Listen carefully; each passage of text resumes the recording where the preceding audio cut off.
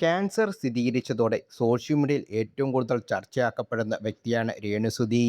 ഒരു കാലത്ത് എല്ലാവരെയും വെറുപ്പിച്ചും എല്ലാവരുടെയും ശാപവാക്കുകളാൽ ഇരയായ രേണു ഇപ്പോൾ തന്നെ രോഗം മാറാൻ വേണ്ടിയുള്ള പോരാട്ടത്തിലാണ്. എന്നാൽ അതിനിടയിലും സോഷ്യൽ മീഡിയയിൽ സജീവമാണ് താനും. വേദനകൾ മറക്കാനും ഇപ്പോൾ താൻ പഴയതുപോലെ ആണെന്ന് ചിന്തിക്കാനും വേണ്ടി സോഷ്യൽ മീഡിയയിൽ അതുപോലെ തന്നെ സജീവം ആവാനുള്ള ശ്രമത്തിലാണ്. എന്നാൽ രോഗാവസ്ഥയിൽ പോലും ഒരു മനുഷ്യൻ എന്ന പരിഗണന പോലും നൽകാതെ പലരും ചീത്ത വാക്കുകളും നെഗറ്റീവായ കമൻറ്റുകളും ഇട്ട് രേണുവിനെ തകർക്കാനുള്ള ശ്രമവും നടക്കുന്നുണ്ട്. എന്നാൽ എല്ലായ്പ്പോഴും പോലെ തന്നെ നിലപാടുകൾ തുറന്നു പറഞ്ഞ് ആർക്കും കൂസാതെ രോഗത്തിനോട് മല്ലിട്ടുകൊണ്ട് രേണുസുതി ഓരോ ദിവസം വിജയിച്ചു കൊണ്ടിരിക്കുകയാണ്. ഇപ്പോഴിതാ രേണുവിൻ്റെ ഏറ്റവും പുതിയ പോസ്റ്ററാണ് ശ്രദ്ധയാകുന്നത്.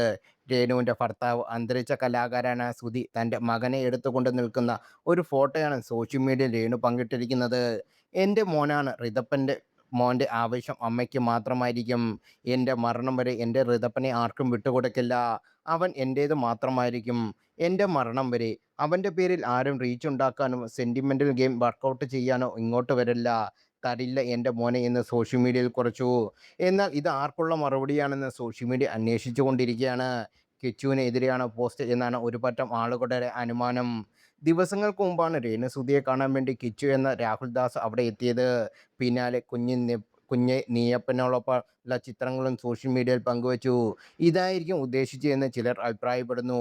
അതേസമയം രേണുസുധിയുമായുള്ള തൻ്റെ ബന്ധം അവസാനിപ്പിക്കാനുള്ള കാരണം എന്തെന്ന് കിച്ചു പങ്കുവച്ചിരുന്നു.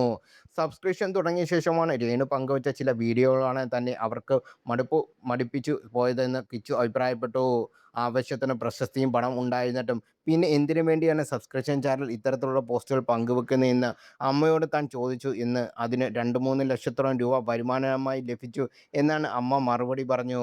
അതോടുകൂടി ഞാൻ അത് അവസാനിപ്പിച്ചു എന്ന് കിച്ചു പ്രതികരിക്കുകയും ചെയ്തു.